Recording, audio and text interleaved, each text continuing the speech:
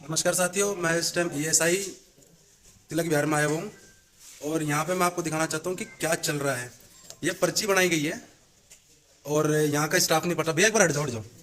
यहाँ पे proper staff का नहीं पता कि कौन बैठता है, किसकी ड्यूटी है। ये खिड़की बंद थी सुबह से और अब मुझे 5 बार घुमा दिया गया। वहां पे जा रहे डॉक्टर सही से बात नहीं कर रहे, वहां पे आ रहे हैं। इन्होंने मुझे बोला कि मैं आपके लिए नहीं बैठी, आप जाओ डॉक्टर को बुला के लाओ। आंटी नाम बताओ अपना। आपके पास मैं क्यों आया हूँ? नहीं नहीं वो कोई बात नहीं, मैं आपकी विजिलेंस में जाऊंगा। मैं इनके पास जाऊंगा। आपका काम नहीं है? नहीं आपका काम है या नहीं है? आप मेरे सामने डॉक्टर के साथ चलो, क्लियर करो मेरी बात। आप फिर यहाँ पे हर बार ऐसी है, लाइन लगी हुई है, एक खिड़की चलती है दूसरी खिड़की नहीं चलती। आज 3 साल बाद इस डिस्पेंसरी के अंदर मैं आया हूँ और वही हालात है। पब्लिक लगी हुई है, एक खिड़की बंद कर देते हैं, कहते हैं एक में रोटी चल रही है, एक में खाना चल रहा है। इनका दिन में 6-6 बार खाना चलता है। हाँ चलो चलो चलो, हाँ चलो आओ, आओ। मेरे साथ पेशेंट आया हुआ है, वो 6 बार चक्कर काट दिया। आ जाओ चलिए, ठीक है।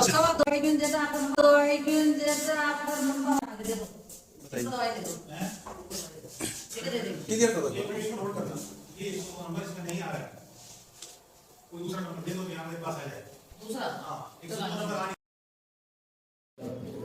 ऐसे प्रॉब्लम फेस करने के बाद अब जब हम दवाई की लाइन में आए तो ये जो हमारे डॉक्टर साहब बैठे हुए जो दवाई दे रहे हैं, ये पीछे से पैसे लेते हैं और दवाई दे देते हैं। जो आदमी लाइन में खड़ा है सुबह से, उनको देखने कुछ नहीं है इनका। ये पीछे से पैसे देते हैं और अंदर से आके दवाई ले लेते हैं।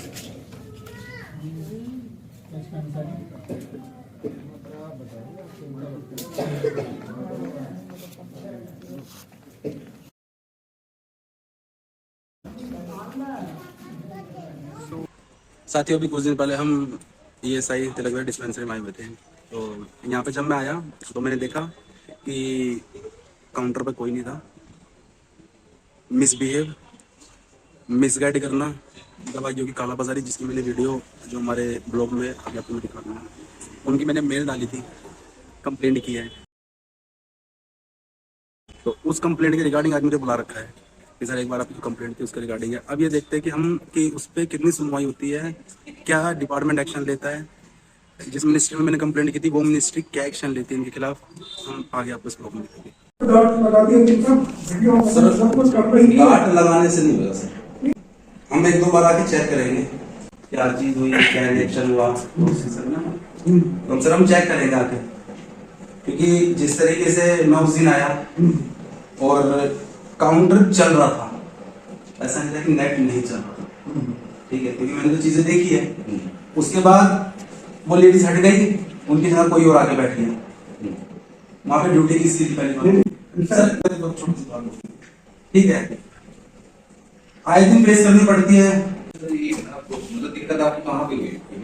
मेन दिक्कत हमें दिक्कत मैं डिस्पेंसरी के अंदर है, आते मैं पर्ची के लिए एक काउंटर खाली, एक पे वो लड़का बैठा हुआ, ठीक है। जैसे ही वो आए पूरा भरा हुआ था और वही आंटी पीछे जाके हाथ सेकते हैं, तो मीटर चलता रहता ना, ठीक है, हाथ सेकते। उसके बाद जब बिल्कुल पास में आए तो वो काउंटर भी चल गया।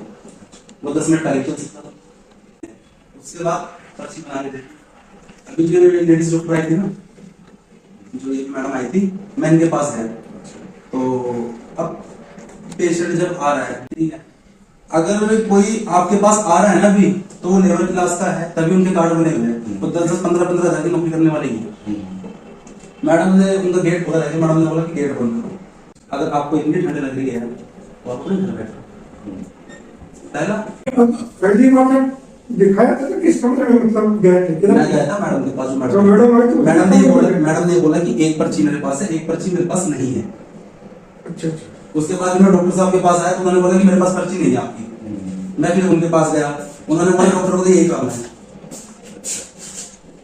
उसके बाद फिर उनके पास गया डॉक्टर पास, तो पर्ची वालों ने वो रिपोर्टिंग है आपका। उसके बाद फिर मुझे वहां भेज दिया, डॉक्टर साहब ने फिर यहाँ भेज दिया, फिर वहां भेजा। उसके बाद फिर जब मैं दोबारा इनके पास आया, मेरी वीडियो स्टार्ट हुई उसके बाद ये अंदर उठे गए, इन्होंने डॉक्टर साहब को क्या बोला था साथ में वो संजना चली गई क्या? यार कि डॉक्टर साहब सुनना आप दवाई क्यों नहीं देते, बताओ मुझे।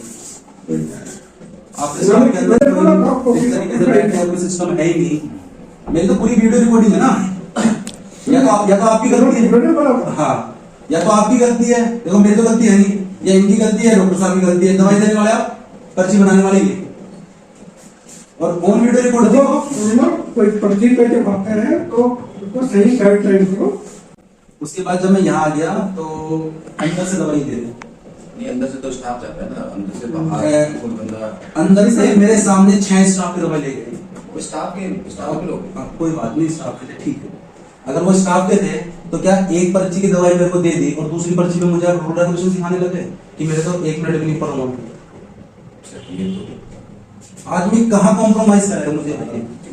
उसके बाद फिर मैं जब सरदार जी के पास गया तो सरदार जी ने बोला मैं तो हमने बोला था कि हाँ मैं तो अपनी ड्यूटी पे आगे बैठे, ठीक है। मैं यहाँ पे आया, यहाँ पे खाना, ये चीज तो गलत, देखो अगर बंदा लाइन में लग रहा है बस ये- उसके बाद भी मैं डॉक्टर साहब के पास आया तो आप जब आपने आपकी भी सर मैं आपकी भी गलती बता रहा बोल हूँ। दिया ना पैसे नहीं, नहीं। वही जो बोला ना सर सर आप मेरे पास अगर मैं आप मेरे पास किसी चीज के लिए आए हो ना, मेरा पहला मतलब ये बनता है कि मैं आपसे बैठाऊंगा और ये पूछूंगा सर आपको दिक्कत है, गलत क्या हूँ। अगर मैं बस तुम्हारे पास आ रहा हूँ कि भाई मेरी बात सुनो, और आप एक ऐसे पद पे बैठे हुए हो कि 2 रुपए लगेगा सर हमारे ठीक है। चैनल में। और सर आपने मेरे से एक लफ्ज भी बात नहीं करी, सिर्फ आपने मुझे इतना बोला कि कौन ले रहा है। उसके बाद आप अपने फोन पे लग गए, प्रधान जी से मेरी बात हुई, उन्होंने कहा चल कोई बात नहीं भाई 5 मिनट छोड़। मैं आपकी बात समझ रहा हूँ, पर उस टाइम अगर वो आदमी स्टाफ का है तो वो दवाई नहीं ले सकता दवाई नहीं ले सकता, अंदर से।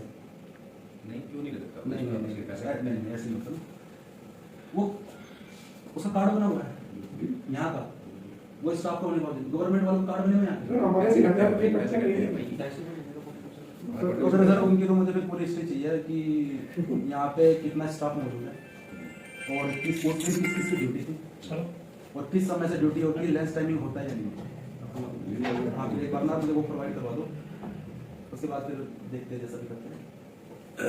बाकी और ये तो मेरे तो पता देखो मैं ऐसे ये बात बोला मेरा कोई ऐसा इंटेंशन नहीं है कि मैं ठीक है। आपको परेशान करूं, मैं सिर्फ ये चाहता हूं कि भैया अगर कोई भी आए ना तो वो आदमी आस लेके आता है, ठीक है, बिगर आस के कोई ऐसे नहीं आता। तो बिल्कुल। और दूसरी बात, हाँ जाओ ठीक है। चीजें देखिए। आगे से ध्यान रखो। हाँ ठीक है।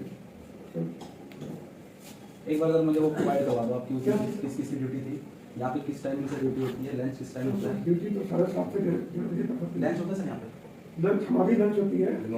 ऑफिस टाइम वालों का लंच होता होगा ना, ऑफिस वाले जिनकी 10 से 4 के बीच में 5 के बीच में उनका लंच होता होगा, जिनकी सुबह 7 बजे से तो लंच होता नहीं होगा, नहीं होता ना।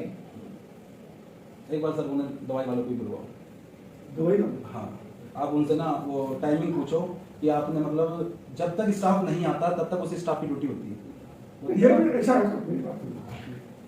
7:30 से 1:30 ड्यूटी होती है। मैं आपको बोलता हूँ कि 1:30 बजे से 2 बजे तक जो 15 मिनट का जो है ना ट्रांजिशन गैप है, उसमें आपको थोड़ा सा इंटरनेट होगा क्योंकि वो नहीं, पहले सर, थोड़ा सफाई 15 मिनट की कोई बात नहीं है, पर मैं 1 घंटा 15 मिनट के लिए तो मैं बोलता हूँ ड्यूटी की जो होती है ना सेफ्टी आपके सभी रजिस्ट्रेशन के लिए। अब जैसे कमरे का है भाई थोड़ा सा सर क्लीनिंग की उसकी दिक्कत नहीं है, उसके बाद भी मैं 1.5 घंटा खड़ा रहा हूँ। सर उस दिन देखो आपको दिक्कत हो तो डायरेक्ट अगर स्टाफ नहीं आया तो उनकी ड्यूटी ये बनती है कि वो रुके, जब तक उनका रिलीवर नहीं आता तब तक उसी आदमी की ड्यूटी बनती है वहां रुकने की।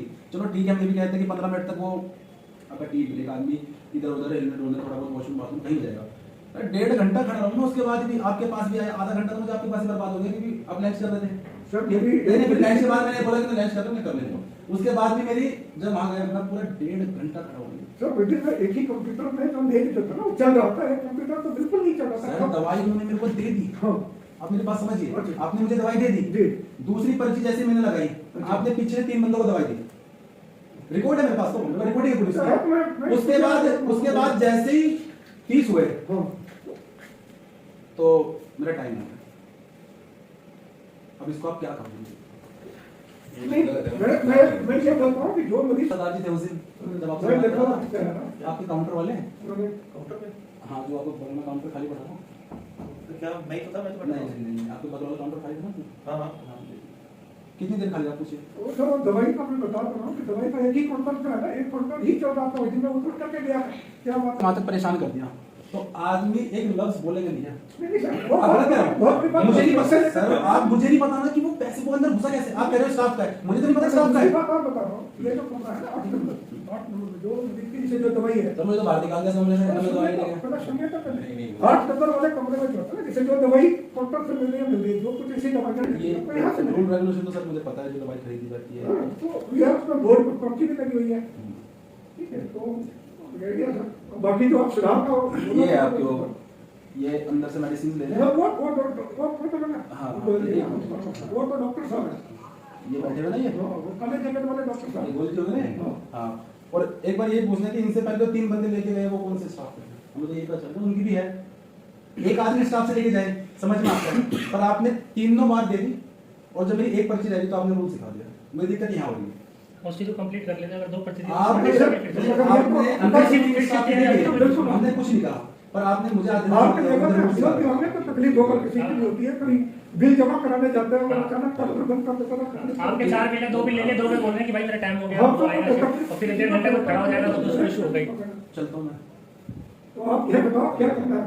सर पहले आप गोलजी को बुलवाइए, एक बार उनसे बात होगी। नहीं है ना सर, कि वो तो नहीं कोई बात चले गए। नहीं, जब भी वो आएंगे एक बार उनकी ठीक किसी है, वो तो तब तो सवेरे की ड्यूटी में ही कल मिलेंगे। तो फिर ठीक है, मैं कल शायद परसों आ जाऊँगा आपको। नहीं सो तो फिर उसका मुझे तो फिर उन्हें एडजस्ट करना पड़ेगा, क्योंकि मेरी टाइमिंग है ना। आज भी मैंने मेल डाल दी, मैंने चलो मैं थोड़ा आउट ऑफ दिल्ली गया होता है उनसे।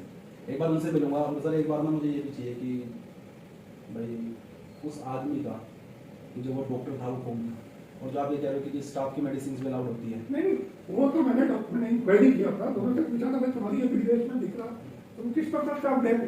तो वो बोल रहा था कि सर एक मरीज जो था वो इरिटेट हो रहा था, कह रहा था कि दवाई वहाँ नहीं पहुँची है। कोई नहीं सर, समय दीजिए, देखते हैं, एक बार उनसे बात करेंगे आपके गोयल जी से। हाँ, और उसके बाद तो गोयल जी से एक दो बार हम आके खुद देखेंगे, ठीक है। और देखा और आपने बातें सुनी, हमारी इंचार्ज से मीटिंग हुई, तिलक विहार जो डिस्पेंसरी के इंचार्ज थे, और उनका हमारे कंप्लेंट के प्रति सिर्फ उन्हें हमें बुलाया, मतलब कोई भी रिस्पॉन्सिबिलिटी हमें दिखी नहीं अब तक उनसे, और उन्होंने अब तक अपने स्टाफ का ही सपोर्ट लिया है।